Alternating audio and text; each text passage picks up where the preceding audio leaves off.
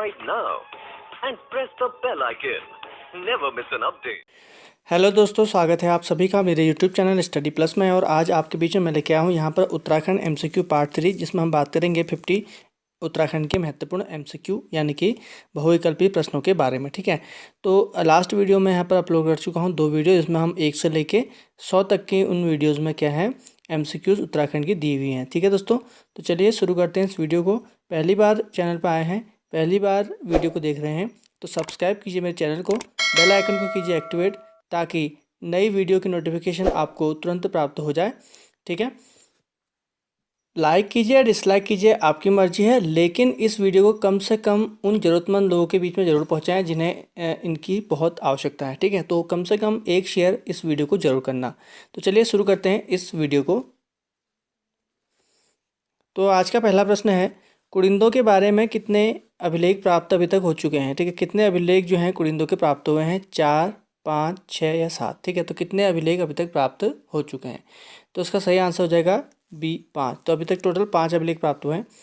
अगला है, कनिष्क की स्वर्ण मुद्रा कहाँ से प्राप्त हुई है, गोविषाण, मूर्ध्वज, मुनिकीरेती, इनमें से कोई नहीं। ठीक है, तो कनिष्क की जो मुद्रा प्राप्त हुई है मूर्ध्वज से प्राप्त हुई है। अगला है, गोपेश्वर त्रिशूल लेख में कितने राजाओं का उल्लेख है, 3, 4, 5 या 6। तो गोपेश्वर त्रिशूल लेख में 4 राजाओं का उल्लेख है। अगला है, गोपेश्वर त्रिशूल लेख में निम्न में से किस राजा का नाम उल्लेखित नहीं है, स्कंदनाग, गणपति नाग, विभुनाग या अशोकनाग। ठीक है, तो इसमें जो सही उत्तर है इसका वो है अशोकनाग। यहाँ पर अशोकनाग की जगह पर अशुनाग है। ठीक है, अशुनाग। ठीक है ना, तो ये अशुनाग है। तो 4 राजाओं का यहाँ पर वर्णन किया गया, मैं आपको ऊपर बता चुका हूँ, जिसमें अशोकनाग इसमें नहीं है।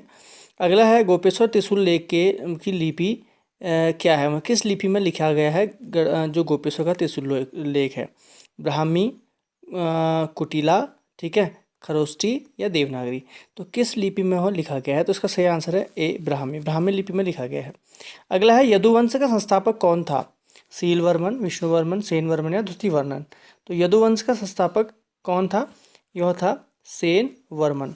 अगला है, राजकुमारी ईश्वरा के लेख में 11 पीढ़ियों के कितने राजाओं का नाम उल्लिखित है, यानी कि 11 पीढ़ियों के कितने राजाओं का नाम उद्घृत है, तो 11, 12, 13 या 14। ठीक है, तो राजकुमारी ईश्वरा की जो लेख मिला है उसमें कुल 12 जो राजा हैं उनका नाम उल्लिखित है, उद्घृत किया गया है। ठीक है, चलिए अगला है 108वां, राजकुमारी ईश्वरा भास्कर वर्मन की पुत्री थी तथा डैश डैश किसकी पत्नी थी। ठीक है, इसमें से किसकी पत्नी थी, समुद्रगुप्त की थी, चंद्रगुप्त की थी, विष्णुवर्मन की थी या इनमें से कोई नहीं।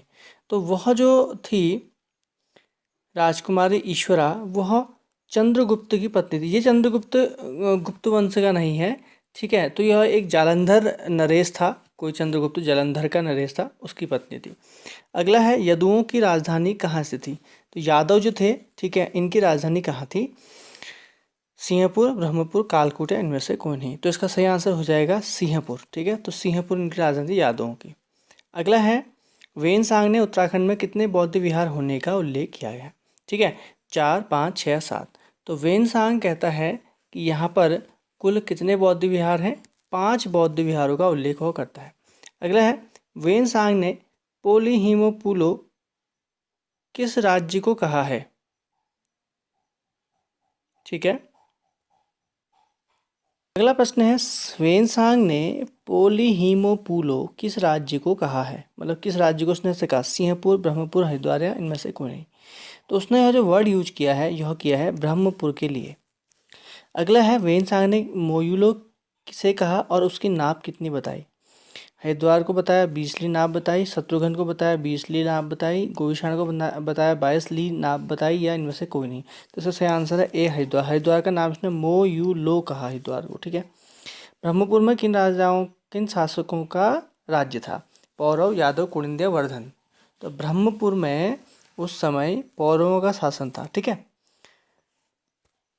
अगला है, तालेश्वर ताम्रपत्रों की खोज कब हुई, सन 1814, 1914 या 1915 या 1916। तो उसका सही आंसर जो है 114 का वो है सन 1915 में। ठीक है, तो तालेश्वर ताम्रपत्र पौरवों से संबंधित थे जो उनकी राजधानी ब्रह्मपुर से निकाली गई थी। अगला है तालेश्वर नामक स्थान से पौरव वंश के ताम्रपत्र मिले हैं जो स्थित है। कहाँ स्थित है? अल्मोड़ा, चमोली, पिथौरागढ़, इनमें से कोई नहीं। तालेश्वर नामक स्थान अल्मोड़ा में के रानीखेत में स्थित है। अगला है तालेश्वर ताम्रपत्र में किन राजाओं का उल्लेख किया गया है? विष्णुवर्मन, द्रुतिवर्मन, दोनों, इनमें से कोई नहीं। तो तालेश्वर ताम्रपत्र में विष्णुवर्मन और द्रुतिवर्मन दोनों का ही नाम अंकित किया गया है। पौरव वंश में राजा के भोजनालय की व्यवस्था कौन करता था? पौरव वंश की बात हो रही है, उस समय राजा का जो भोजनालय था वो कौन देखता? भागिक, सुपकारपति, कोटालय, इनमें से कोई नहीं। उसका सही आंसर हो जाएगा बी, सुपकारपति। अगला है 118, कार्तिकेयपुर राजवंश की स्थापना 700 ईस्वी में संस्थापक 700 ईस्वी में इसका संस्थापक कौन था? कार्तिकेयपुर राजवंश की, ठीक है। बसंत देव, सुभिक्षराज देव, कल्याण राज, या इनमें से कोई नहीं। तो इसका सही आंसर हो जाएगा ए, बसंत देव, यानी कि बसंतन देव ने कार्तिकेयपुर राजवंश की स्थापना की थी, कत्यूरी राजवंश की स्थापना की थी। कार्तिकेयपुर राजवंश के कितने अभिलेख प्राप्त हुए हैं? 6, 7, 8 या 9। तो कार्तिकेयपुर राजवंश के जो अभी अभिलेख प्राप्त हुए हमें, वह अभिलेख प्राप्त हुए हैं टोटल 8 अभिलेख। सर्वाधिक, ठीक है। अगला है कार्तिकेयपुर राजवंश के अभिलेखों की लिपि क्या है? ठीक है, कार्तिकेयपुर राजवंश के अभिलेखों की लिपि क्या है? ब्राह्मी, प्राकृतिक, कुटिला या कुपिला। तो इसका सही आंसर जो हो जाएगा 120 का, वो हो जाएगा सी, कुटिला लिपि, ठीक है।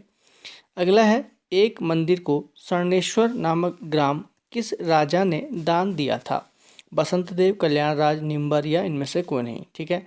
तो सर्वेश्वर नामक जो ग्राम दान में दिया गया था वह बसंत देव द्वारा दिया गया था। महारानी लद्दा देवी किस शासक की पत्नी थी? बसंतन देव, खरपर देव, कल्याण देव, या कल्याण राज। तो महारानी लद्दा देवी जो थी वह कल्याण राज की पत्नी थी, ठीक है। अगला है ईष्टगण का पुत्र कौन था? निम्बर, ललित सूरदेव, भूदेव, या इच्छरदेव। तो ईष्टगण का जो पुत्र था वह था ललित सूरदेव, ठीक है।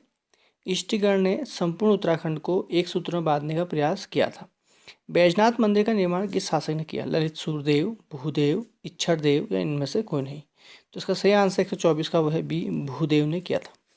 जागेश्वर में नवदुर्गा, लकुलीश तथा नटराज के मंदिर किस शासक ने बनाए थे? इष्टगण, ललित सूरदेव, भूदेव, इच्छरदेव। तो इसका सबसे सही आंसर जो हो जाएगा, ठीक है, 125 का, वो है आपका इष्टगण है। तो इष्टगण ने नवदुर्गा, लकुलीश, नटराज, इनके मंदिर जागेश्वर में बनाए थे। भूदेव किस धर्म का अनुयायी था? ठीक है, तो भूदेव शैव, वैष्णव, बौद्ध, या जैन। तो इसका सही आंसर हो जाएगा ए, शैव से संबंधित था, ठीक है। अगला है सर्वाधिक ताम्रपत्र किस शासक के प्राप्त हुए? ठीक है, कार्तिकेयपुर में इष्टगण, ललित सूरदेव, भूदेव, या बसंत देव। तो इसका सही आंसर जो हो जाएगा वो हो जाएगा बी, ललित सूरदेव। सर्वाधिक इसी के ताम्रपत्र प्राप्त हुए। सलोड़ादित्य वंश की स्थापना किस शासक ने की थी? इच्छरदेव, पद्मदेव, देशरदेव, या नरसिंहदेव। सलोड़ादित्य वंश की स्थापना की गई थी इच्छरदेव द्वारा। अगला है कत्यूरी काल में सीमाओं की सुरक्षा का रक्षक कौन था, जो सीमाओं की सुरक्षा करता था? प्रांतपाल था, घटपाल था, वर्मपाल था, इनमें से कोई नहीं। तो 129 जो है इसका सही आंसर हो जाएगा ए, प्रांतपाल, ठीक है, सीमाओं का रक्षक। कत्यूरी काल में गिरिद्वारों की निगरानी और उसका रक्षक कौन था? प्रांतपाल, घटपाल, वर्मपाल, या नरपति, ठीक है। तो उसका सही आंसर जो हो जाएगा वो हो जाएगा बी, घटपाल। घटपाल नदी, जो आपका गिरिद्वार होते थे, यानी कि जिनको हम आज दर्रे कहते हैं, उनकी रक्षा करता था। कत्यूरी काल में नदी घाटों पर कर की वसूली कौन करता? नदी घाटों पर जो कर लिया था, नदी के रास्ते आने में या नदी के द्वारा जाने पर जो टैक्स लिया जाता था, उसका जो था वो कौन कलेक्ट करता था? प्रांतपाल, घटपाल, वर्मपाल, या नरपति, ठीक है। तो 131 का डी, नरपति होता था। अगला है 132, कत्यूरी काल में दुसाध्य साधनिक अधिकारी क्या होता था? दुसाध्य साधनिक अधिकारी गुप्तचर, पुलिस, न्यायाधीश, या इनमें से कौन है? तो 132 का सही आंसर जो है वो है ए, दुसाध्य साधनिक मतलब गुप्तचर, ठीक है। अगला है अगला है प्रजा से बिष्टी या बेगा लेने वाले अधिकारी। तो प्रजा से बिष्टी या बेगा लेने वाले अधिकारी नेगी, जोशी, भट्ट, या पांडे। तो इसका सही आंसर 133 का जो सही आंसर है वो है सी, भट्ट। भट्ट जो करते थे प्रजा से बिष्टी या बेगा लेते थे। कत्यूरी राज्य को कितने विषय में बांटा गया है? 4, 5, 6, 7, ठीक है। तो 134 का सही आंसर जो हो जाएगा बी, 5 विषय में इसको बांटा गया है। अगला है बोधगया शिलालेख किस शासक से संबंधित है? बसंतन देव, अशोक चल, आसंती देव, इनमें से कोई नहीं। तो बोध गया का जो शिलालेख है, यह शिलालेख संबंधित है अशोक चल से। इसी से पता लगता है कि इसने खस देश यानी कि कुमाऊं में राज किया था। अगला है कत्यूरियों की शीतकालीन राजधानी कहाँ स्थित है? बिनसर, ढिकुली, ब्रह्मपुर या इनमें से कौन नहीं? तो कत्यूरियों की शीतकालीन राजधानी थी ढिकुली, शीतकालीन राजधानी, ठीक है। ढिकुली रामनगर में स्थित है, वहाँ पर थी, ठीक है। चलिए अगला है 137। बागेश्वर लेख के अनुसार किस वर्ष दुलू नेपाल शासक क्राचल देव ने कत्यूरी राज्य को जीता था? ठीक है, तो बागेश्वर लेख के अनुसार किस वर्ष दुलू नेपाल के शासक क्राचल देव ने कत्यूरी राज्य उत्तराखंड पर इसने अधिकार कर लिया था? 1191, 1223, 1224 या 1225। तो 137 का सही आंसर जो हो जाएगा वो हो जाएगा बी, 1223 में। अगला है अशोक चल ने कत्यूरी राज्य को कब जीता? 1191, 1192 या 1193। अशोक चल, ठीक है। ये अशोक चल है, क्राचल देव है, दोनों में अंतर है।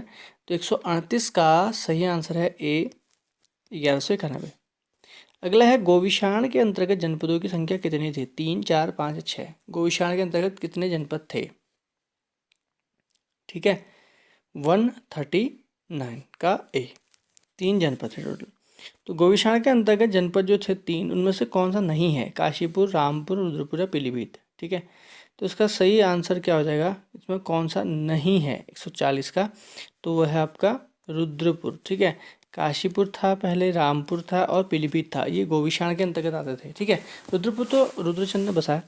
अगला है चंद्रवंश का संस्थापक कौन था? सोमचंद, थोरचंद, कीर्तिचंद या इनमें से कोई? तो सोमचंद है अभी फिलहाल।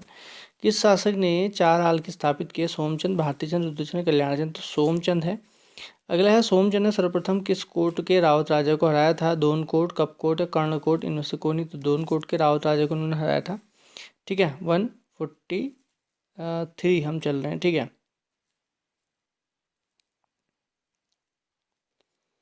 अगला है 144। मेहरा लोग कहाँ के निवासी थे? कोटलगढ़, डुंगरीगढ़, दोनकोट या इनमें से कोई नहीं, ठीक है। तो मेहरा लोग जो जो रहते थे वो रहते थे कोटलगढ़ में। अगला है 145। फर्त्याल लोग कहाँ के निवासी थे? कोटलगढ़, डुंगरीगढ़ या दोनकोट या इनमें से कोई नहीं। तो वो जो थे वो थे आपके डुंगरीगढ़ के, ठीक है। तो मेहरा कोटलगढ़ के और फर्त्याल डुंगरीगढ़ के थे। अगला है सोमचंद के समय काली कुमाऊं का राजा कौन था? सोमचंद के समय जयमल, क्राचल देव, ब्रह्मदेव, बीरमदेव। तो इसका सही आंसर है 146 का, वो है आपका सोमचंद के समय काली कुमाऊं का राजा जो था वो था ब्रह्मदेव, ठीक है। अगला है राज्य में सर्वप्रथम रेशम का कारखाना किस चंद शासक ने लगाए? सोमचंद, आत्मचंद, इंद्रचंद। तो इसका सही आंसर हो जाएगा इंद्रचंद।